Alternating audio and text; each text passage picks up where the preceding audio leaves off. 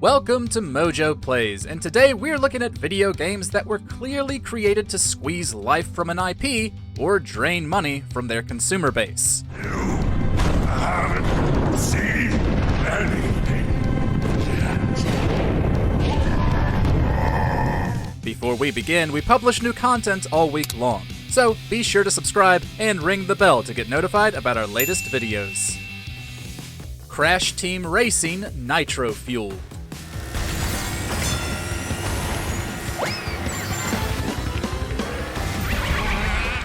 Remakes and remasters are a common trend in the modern era of video games. While some of them come with welcome updates, others are only viewed by how much money they can make. After a remastered bundle of Crash Bandicoot's first trilogy was well received, Activision revealed his racing game would be getting the same treatment. Fans were delighted and the game was certainly fun, but the problem came post-launch. Microtransactions are another common trend, and one that's usually met with a wave of vitriol.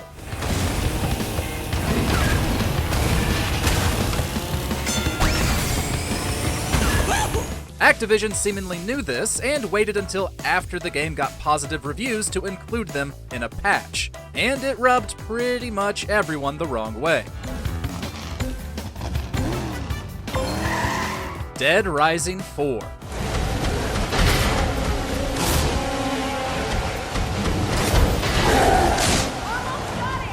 There was a time when Capcom upheld shady DLC practices. Street Fighter Cross Tekken was met with backlash for charging players for characters already in the game's files, and Asura's Wrath was criticized for locking the real ending behind a price point.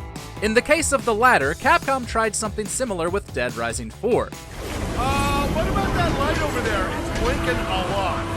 God damn it, Frank, just get in the machine!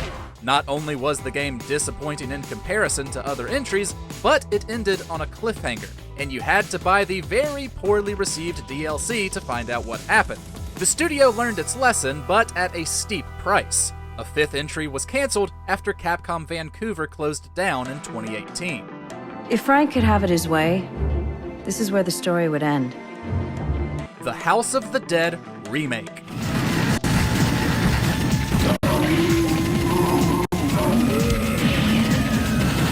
In the late 90s and early 2000s, the House of the Dead series dominated arcade shooters. On top of zombies, it had fantastic gothic creature designs and blisteringly fast mechanics that made it a blast to play alone or with a friend. Sega remade the first game in 2022, but most of the magic and nostalgia was lost.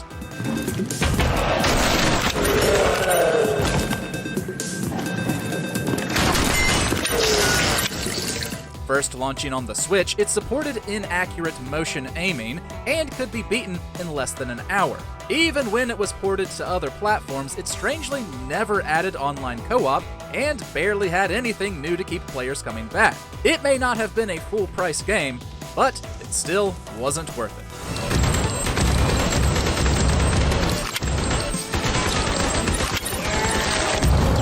it. Skull and Bones.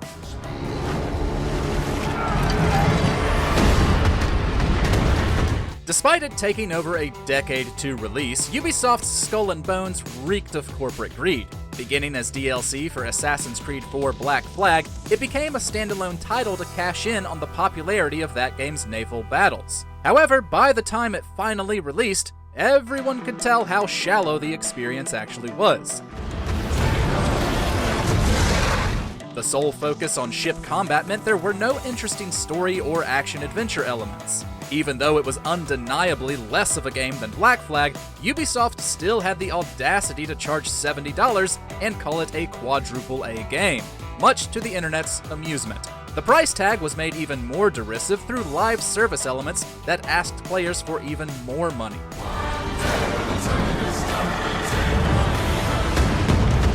Super Mario 3D All-Stars.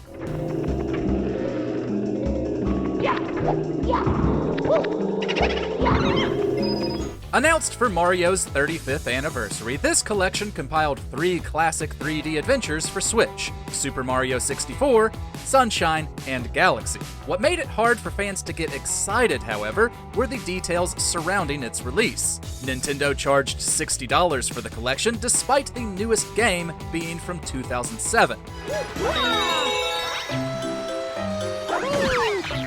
There were little to no improvements to gameplay or graphics, and no additional features outside of soundtracks. Furthermore, Nintendo only made it available for a limited time, concocting a faux collector's edition approach to drive sales. Unfortunately, it worked. By the end of the 6-month period it was said to be in stores, it had sold over 9 million units. Here we go! Marvel's Avengers.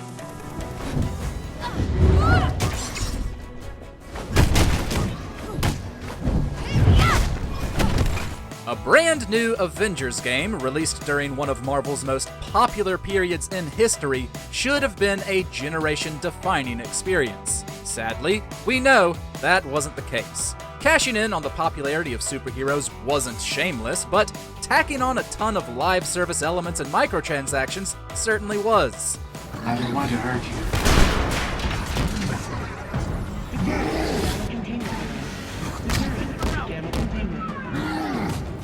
This design and the narrative just didn't mesh well together, especially since the game didn't launch as free-to-play. Post-game support never turned things around, with Avengers getting delisted in September of 2023. Square Enix would claim Crystal Dynamics the wrong fit as developer, which anyone familiar with the studio's past work could have seen. Regardless, no amount of talent in narrative-driven games would have stopped the publisher from getting greedy. You have no idea how dangerous it is. Radical Heights. Thank you everyone in our studio audience for being here today. Boy oh boy do we have an exciting show for you! Turns out chasing trends and straining to keep one's company afloat don't exactly mix well. That's certainly how it looks with Radical Heights, the game show-themed battle royale title developed by Boss Key Productions. Promoted as being very early in development, it drew little excitement due to its plethora of bugs and uninspired design elements. Not helping matters was the fact that Radical Heights was announced not long after the financial losses and player hemorrhaging of Boss Key's previous game, Lawbreakers. With Boss Key shutting down as of May 2018, it's safe to say this project did not pan out. Capcom Fighting Evolution.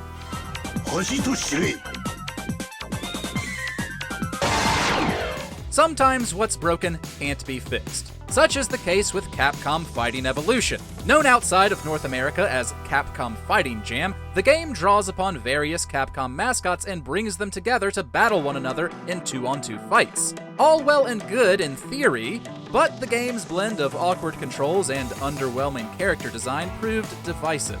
It's been heavily speculated that Fighting Evolution was actually a salvage job, constructed from the mechanics and artwork left over from the abandoned project Capcom Fighting All-Stars. Regardless, it doesn't look good when Capcom puts out a product that feels so much like an exploitation of fan appeal and audience goodwill.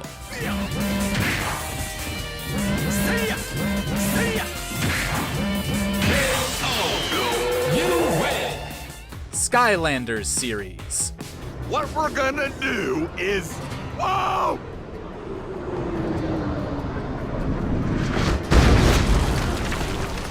Unfortunately, microtransactions have proven very profitable for Activision, but it also squeezed money from consumers through its toy-to-life series, Skylanders. Beginning as a spin-off of Spyro the Dragon, the franchise really took off in the early 2010s. Kids loved the multitude of creatures you could purchase in-store and seeing each one come to life in-game. Of course, Activision took full advantage of this. Totally. Ooh, maybe not. From 2011 to 2016, a new game was released every year, along with a ton of new figurines for kids to buy. Or, more accurately, get their parents to buy. The idea was bled until nothing was left. Imaginators fell short of sales expectations, and the series has stayed quiet since its last release, a mobile game in 2018.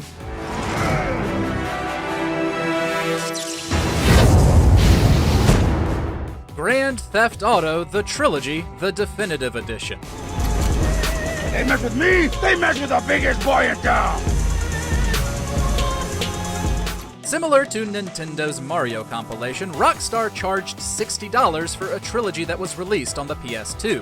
While this collection did have updated graphics and gameplay, it also had a lot of other problems. Prior to launch, the original versions of the games were removed from digital stores, and only made available again after the studio received a wave of backlash. But it's all drugs, Sonny. None of the families will touch that shit. The updated graphics actually made characters look worse, while there were a slew of technical issues and bugs. These issues made the collection everyone's punching bag, and rightfully so. But the backlash also reportedly stopped plans to remaster Grand Theft Auto 4 and Red Dead Redemption. If they were going to turn out like this, we'd say that's a good thing. You could go and check him out. I will. And I'll be seeing you around. Evolve.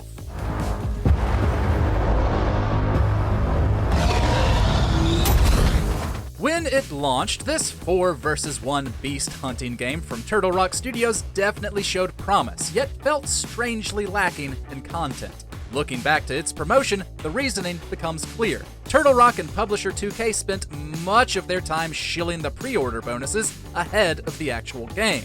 In-game monsters and hunters were being sold well before Evolve hit store shelves, with Turtle Rock themselves saying the game was designed with DLC implementation and sales in mind. With Evolve getting multiple special editions and a season pass on top of all that, it became crystal clear how steeped in industry malarkey this game was.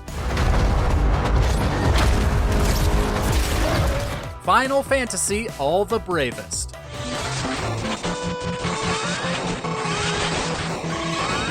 Square's landmark role-playing franchise might have its ups and downs, but this feels like an especially noteworthy low for them. All the Bravest seemed promising in concept, a mobile reworking of classic Final Fantasy combat mechanics with many of the franchise's most beloved characters as selectable party members. Unfortunately, at release, people were greeted with a repetitive, grind-heavy experience where one's party could be utterly wiped out in seconds, yet took several minutes to respawn, unless you spend cash. Furthermore, the advertised legacy characters were walled off behind a randomized shop system, creating a drive to spend more money and maybe get one's party of choice.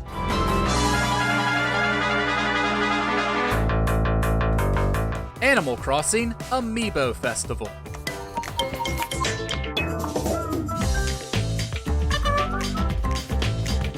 Such a cute world.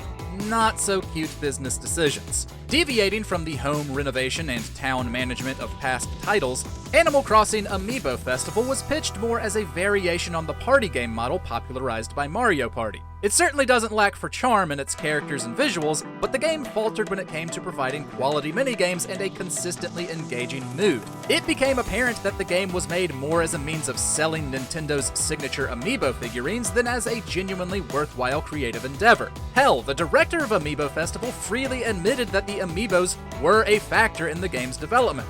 Not that the honesty makes it any more acceptable.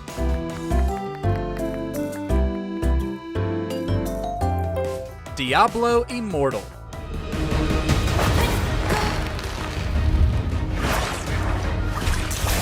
Ever since the advent of games on phones, players have been voicing their dissatisfaction of their favorite franchises getting watered-down mobile entries. Nowhere in the history of video games is that more true than with Diablo Immortal. Receiving a world-famous negative reaction upon announcement, its controversy only spread wider when it was released.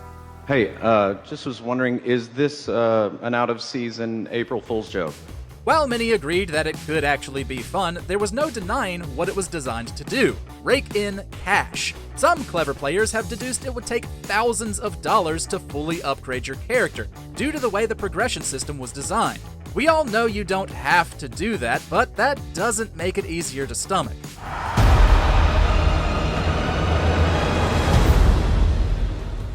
Dungeon Keeper. Wave 4. Way to drive a beloved IP into the dirt, Electronic Arts. Yes, few are keen to forget when EA sought to reboot Dungeon Keeper as an allegedly free-to-play mobile game. Launching in January 2014, it soon drew scorn for the way the series' signature dark humor and carefully considered strategy gameplay were mangled by the demands of a monetization-first business model. Any action undertaken could last over 24 real-world hours, only speeding up by spending an in-game gem currency, which you could naturally buy with real money. Between the disrespect paid to the source material and the cloying usage of microtransactions, this was an out-and-out disgrace. You have conquered this realm. Harry Potter, Hogwarts Mystery. Your letter has arrived. Many longtime fans of the Harry Potter books and wider franchise were ecstatic by the prospect of a mobile title that dealt with the life and times of their own personalized Hogwarts student. Hogwarts Mystery quickly showed its hand as a clear-cut exploiter of those very hopes and nostalgic dreams. Its core gameplay loop of tapping on-screen prompts to progress is built upon energy currency, which can be earned in-game or, you guessed it, purchased instantly with real dollars. Per the free-to-play stereotype, Hogwarts Mystery contrives situation after situation where players are drained of energy points, with wait times sufficiently infuriating so as to make a quick cash injection seem reasonable. The infamous Devil's Snare segment comes to mind, which forces players to buy enough energy to escape, or wait and watch their character be strangled. For shame, Mr. Potter, for shame.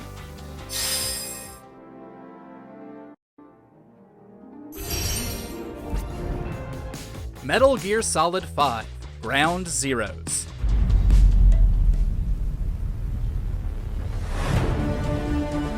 Once upon a time, a glorified prologue wouldn't have served as a full-fledged Metal Gear game. Ground Zeroes fell victim to the push for more profit, being the first of two games that encompassed the full Metal Gear Solid 5 experience. From its central plot being incredibly brief and controversial in content, to its side missions acting as shallow fluff, the entirety of Ground Zeroes felt superfluous to players. In interviews prior to the game's release, series creator Hideo Kojima claimed that the decision to release Ground Zeroes was made in light of development taking so long on the Phantom Pain.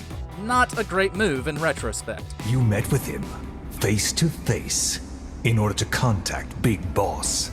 Call of Duty: Modern Warfare Remastered.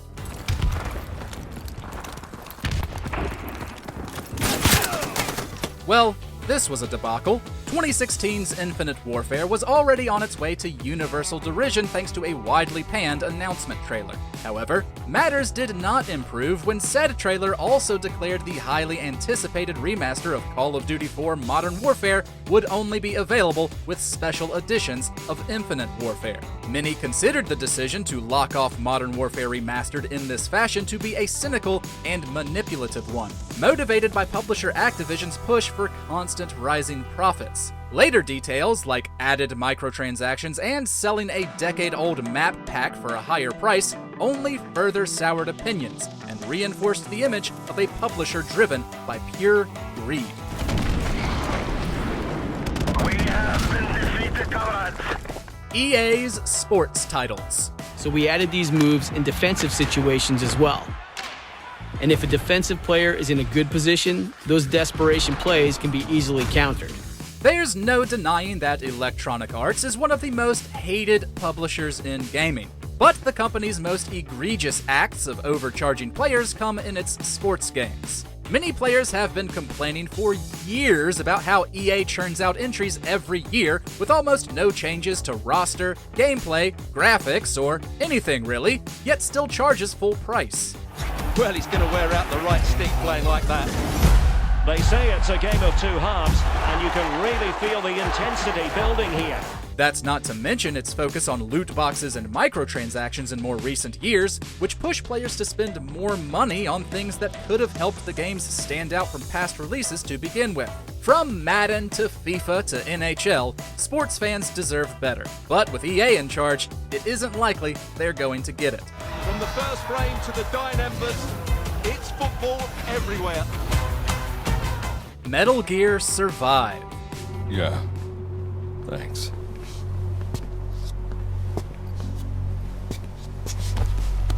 There had to be a better way to try and live up to Kojima Productions' efforts, right?